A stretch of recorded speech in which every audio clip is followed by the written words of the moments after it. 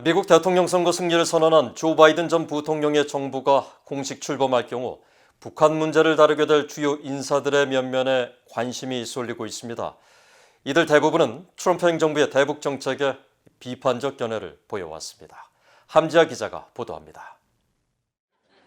오바마 행정부에서 유엔 대사와 국가안보 보좌관을 지낸 수전 라이스 전 백악관 국가안보 보좌관은 차기 바이든 행정부가 출범할 경우 미국 외교수장인 국무장관 후보로 거론되는 인물입니다.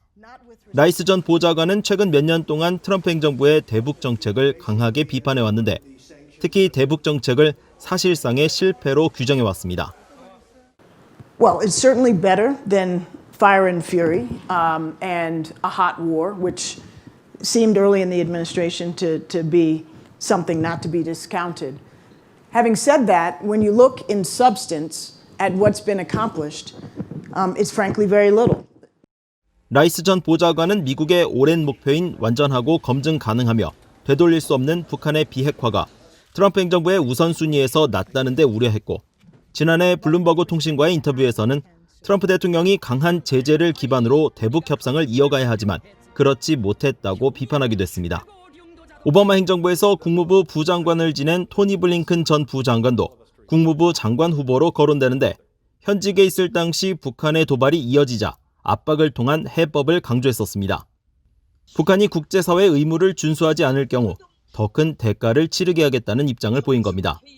블링컨 전 부장관은 지난해 프랑스 24와의 인터뷰에서 북한과의 충돌 대신 외교로 전환한 트럼프 대통령의 대응을 긍정적으로 평가하면서도 정상회담을 통해 김정은 위원장을 미국 대통령과 동등한 반열에 올리면서도 아무런 대가를 얻지 못한 건 효과적 외교라고 할 수 없다고 비판한 바 있습니다.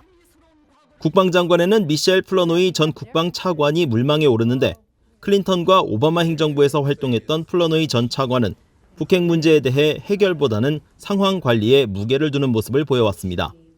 플러노이 차관은 북한 정권이 핵을 생존 수단으로 보는 만큼 핵 군축을 이루기는 어려울 것이라고 밝히기도 했고 현실적으로 이 문제가 위험을 관리하는 도전에 가깝다고 생각한다고 강조했습니다. 또 코피 전략 등 대북 선제 공격 주장이 제기됐던 지난 2017년에는 한국에 대한 북한의 보복 공격이 있을 것이라며 반대 입장을 밝혔습니다. It's hard to imagine a kinetic strike against North Korea's nuclear arsenal and their missile arsenal that would not trigger some kind of counterattack on South Korea.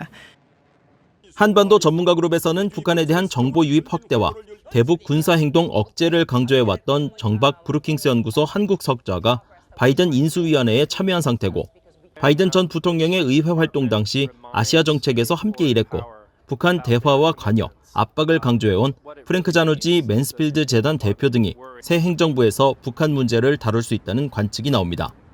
BOE 뉴스 함지아입니다.